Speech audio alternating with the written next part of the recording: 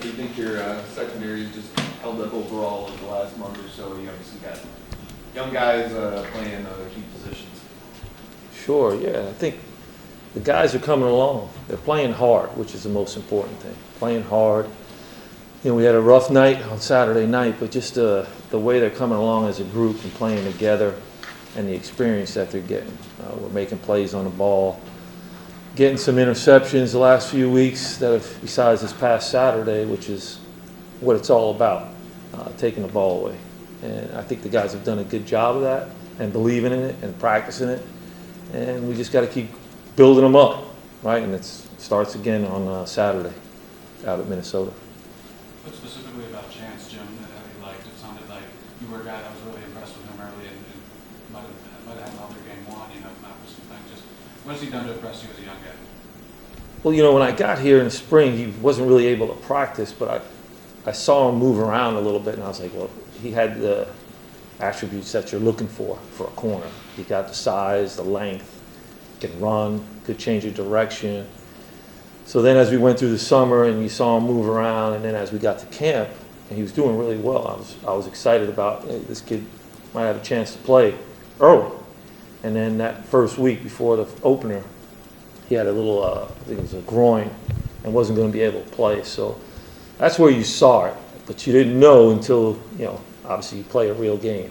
And so we had to wait a little while, and then eventually he got to get in, and every week he's just getting a little bit better. You know, he's a sharp, smart kid. He wants to do well. He works hard, and that's all you can ask for. Wondering about the depth right now. I mean, you guys have had a lot of injuries there. Yes. You anticipate Chuck coming back. You know, maybe some of the other guys like Melvin.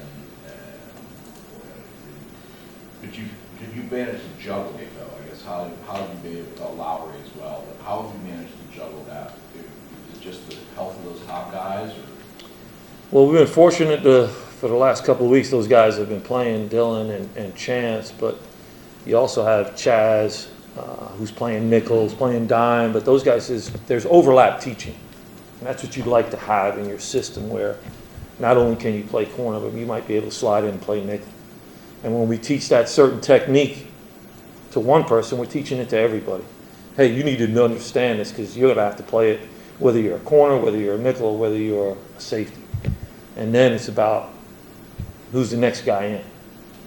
And teaching that person that, hey, they're going to get reps. Some of those guys are doing dual work right now, a lot of them, because we only got so many of them, so they got to be able to do both.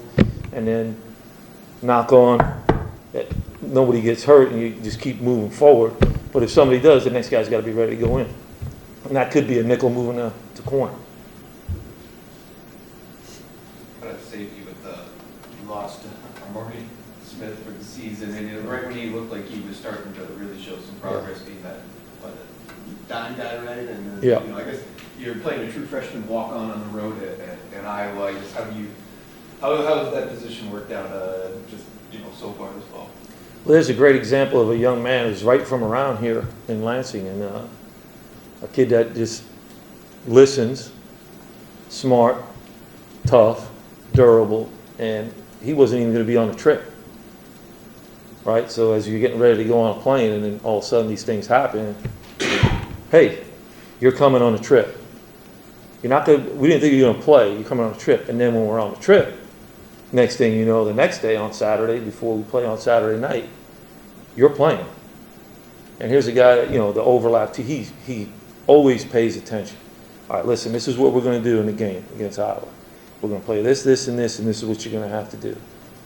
And he went in, and you wouldn't know, if you turn that film on, that you're proud about that. You see a kid who didn't take one rep the whole week, and he went into a game, Big Ten game, and played.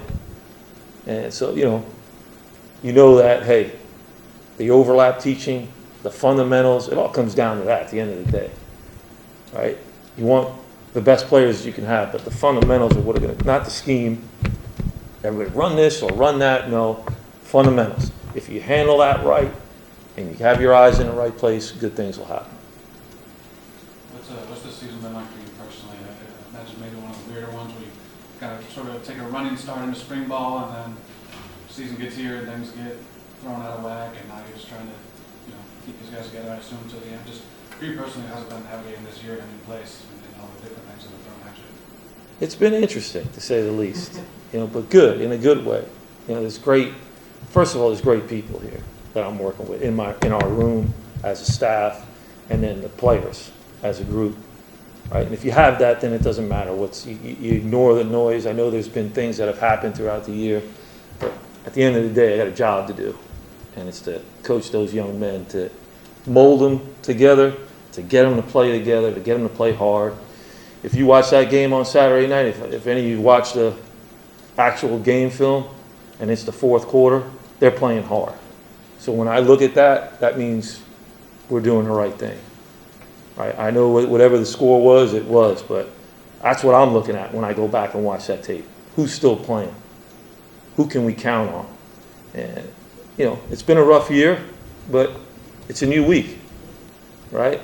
It's a new week. And just like I told those guys yesterday, after we got through that game, it's like, hey, we're moving on, right? And we need everybody in here. All hands on deck. There's nobody, because they've all seen it.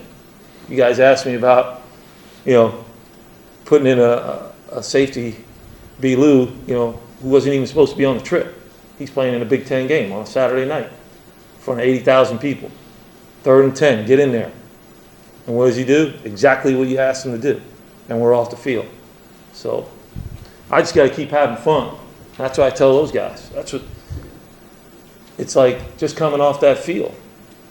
Those 2 hours are like paradise to me. Because I'm out of the office, right? I don't have to listen to any other stuff or watch another play. No, we're putting a plan together. We're going on the field. You're on the grass. That's what it's all about, right? Not worried about recruiting at the moment or any of that stuff.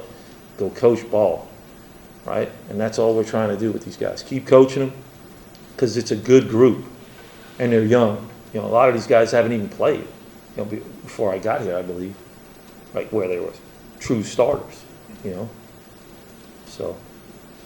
I'm wondering, kind of on that same line, professional, it's a pretty transient business that you guys get into, but, kind of when you get into a limbo situation like this, how have you trained, or have you had any experience or mentors who kind of said, listen, the hired to be fired part of the business is real? How do you kind of navigate that? Unfortunately, I've been through it, before. So you just kind of, like I said, it's my job when I signed up to do this is to coach, to impact the young men, right, that you're with. And it doesn't matter if you're 1-10 or 10-0. My attitude, the way I step onto the field, the way when I walk into the room and I got to coach those guys, shouldn't be any different. And the reality is, who knows what the future holds? I'm not worried about that right now. I'm worried about getting these guys through Saturday, right, to Minnesota, and then the next game, and so on, and through the season. And there's still a lot of football left to be played, right? And you really look at our games, right? Of the 7, as I was driving over here, I'm thinking about, there's 2 of them where you're like, okay, we didn't really play very well. But if you look at the other 5, and you all saw it, those games could go easily in our favor. They didn't.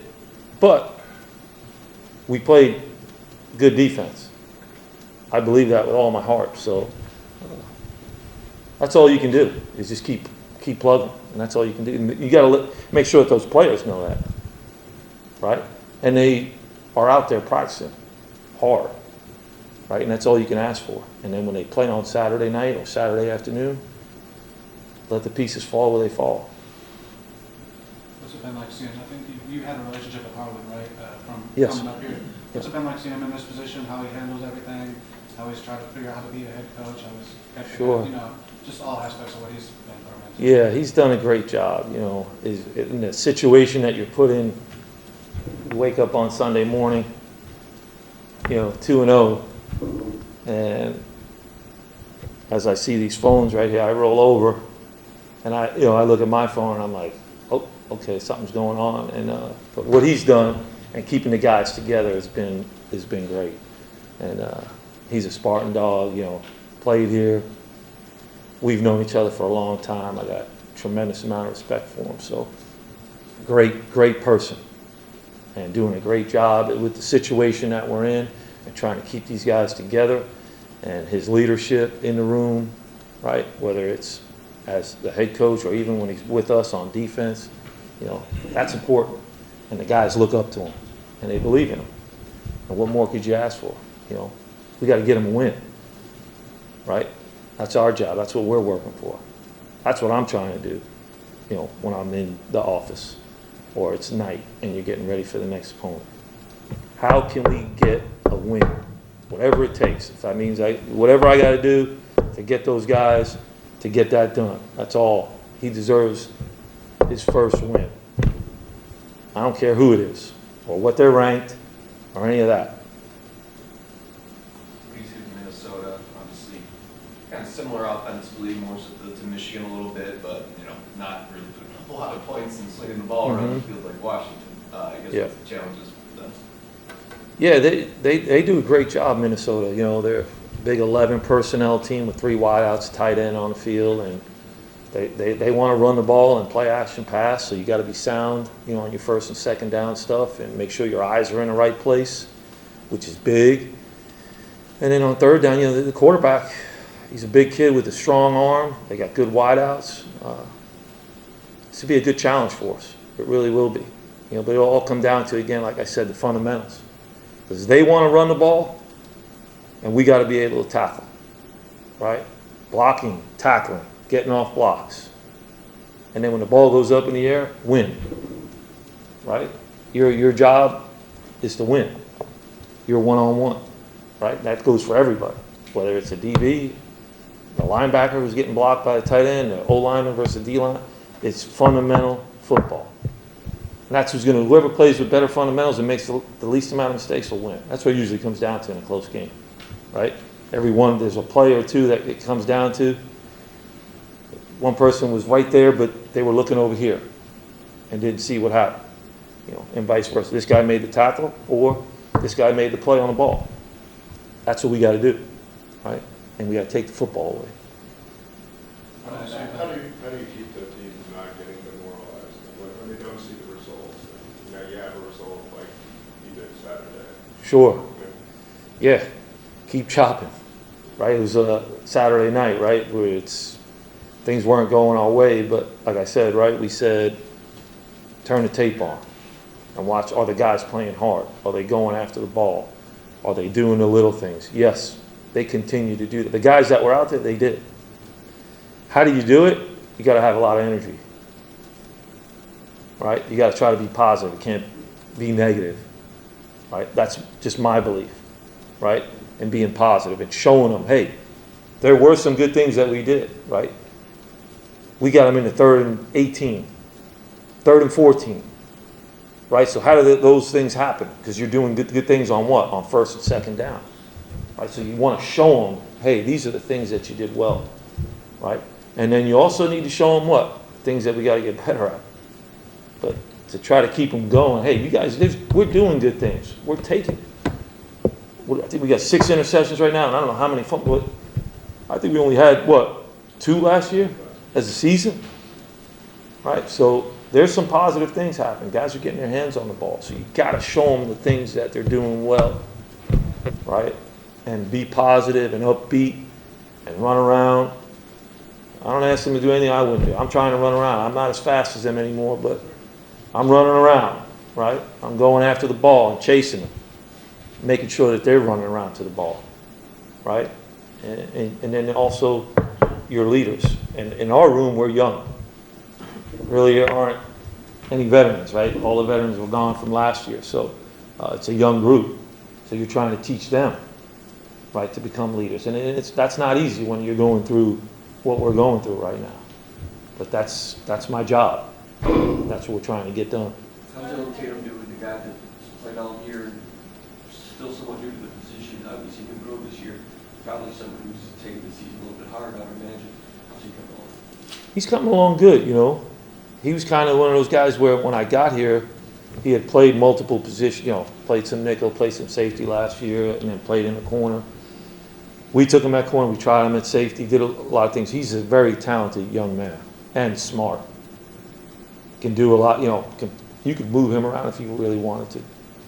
Right now, he's at the corner position and playing well, doing a really good job. Local kid, right? And it's important to him. So, big thing for him is just making sure they're staying upbeat, positive, and making sure that he just keeps challenging himself because he's got the ability to be a pretty good player. He really does, and he's playing at a good level right now for us. And we need him to continue to keep rising and bringing along, he's a veteran, right? He's a veteran who's on his second year right now for us. He's a guy that you're leaning on to help a Chance Rucker, right? Who's been here for, I think, since January. He enrolled in the end of January, right? And, Chance, he didn't even practice in the spring. So, but we got a good group. But he's doing well. Dylan's doing well. I'm really pleased with him. See if I'm got a coach when he comes in. I know you weren't, but he's like a sprinter in high school, played offense, defenses. Seems like he's got a lot of raw abilities, and then just sort of needed a hone and some technique and everything. Is that the kind of guy that's fun to coach when he has all the a lot of natural stuff? He's got some tools to work with, right? I tell the guys, when you come in, we give you a tool belt. That tool belt's with no tools.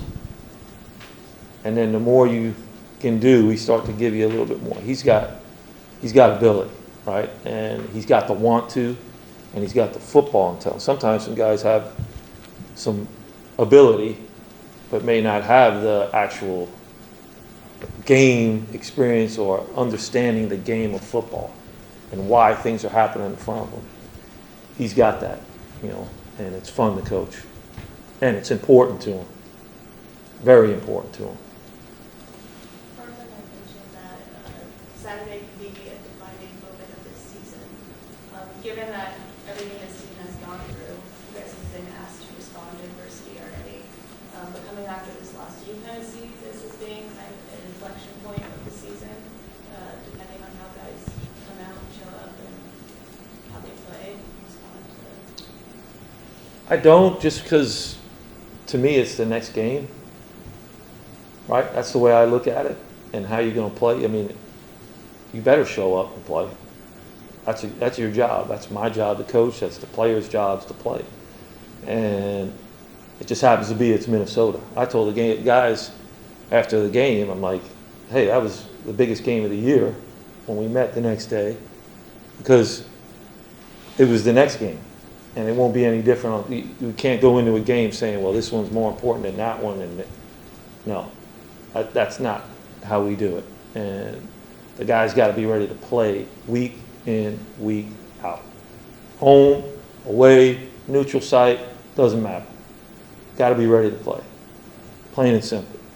And it just happens to be that this will be the next biggest game, and it's going to be Minnesota because that's who's next on the docket. Brandon more for coach, and we gotta get wrong with you, but Ian and then Ryan. What has Brandon Lewis done in practice to really impress you guys as a coaching staff? Dependable, durable, smart, football awareness for a young man who, right from around here, and to see him, like I said earlier, go from no travel to, hey, we're going to need to take you on a trip, to your plan on Saturday night, and to go in and perform. He's just consistent. Here every day, smile on his face, and coachable, right? When you have those traits, that usually means there's going to be some success for that young man. And that's what he's got. I enjoy being around him. Thank you. A couple more. Regarding the Michigan sign stealing allegations, how much, in theory, is the advantage? I mean, how much of an advantage do you get if you do win the signal? Yeah, I really haven't looked into that whole scenario, what's going on, but I mean, it's, since I've played and all the years of coaching, if you can get signals and people are, looking across during the game and whatnot, you can figure things out. It might help you here or there, a play or two, but, everything else, whatever's going on with that, I don't know, but, yeah, it's going to help you if you know exactly what's coming, but I always laugh because you look across and coming from NFL where you have the headset, so there's a little bit of signaling going on sometimes, hand signaling by some of the coaches. But, because you have the headset, you don't have to worry about it. Then I would watch games and you see, orange, green, pink, yellow, and guys with all this stuff. And I'd always be like, how do you know who's who? Who's up? To try to figure out who's stealing the signals and all that stuff. So it gets a little crazy with all that right now that I'm back in. And I don't even bother looking at those guys. I'm more worried about making sure our guys are right. That they got the right call. Right? And making sure they got the call, making sure we're lined up and that we're playing the defense the way it's supposed to be played. So I don't really worry about too much of that, the signaling stuff. It's part of the game. It's been part of the game. It'll always be part of the game. People trying to get signals. Is it simply knowing the play, sets? Obviously, if you can get a defense line based on knowing maybe, or having an idea of the personnel before, obviously. Yeah, obviously, if you know what the play is, then, hey, great, right? It should mean what? Big success for the defense, right? So it could be an advantage to you if you can get that. And then how do you get it translated, in here? How do you get it translated, even if from the sideline, how do you know you can get that translated onto the field to your players when there's 80,000 people screaming and hollering? There's a lot of, whereas to me it's get your players ready to play, get them lined up, have an awareness of the formation, the personnel. You've taught them that during the week. When they're in this, they run this and this. They might be two things, then that gives them a chance to play fast, right? And go make a play. Compared to worrying about, let's get this signal so that maybe we can steal a play or two. That's only going to get you so far. Wrap it up. One more thing, player development, Gil calling on the field had a nice hit. I don't know if he was a little dinged up early in the year, remember, but last spring there were indications that he was coming along nicely and so forth. How's he been doing? Was there something that kept him off the field earlier? Yeah, another young man that didn't practice in the spring was hurt. He's been basically nicked up the whole year during training camp, during season. So we finally got him to a point now where he's starting to contribute in the special teams. And then with our numbers the way they were, he got in at the end of the game, this past game, just to get him some reps. So he's coming along. The big thing is health.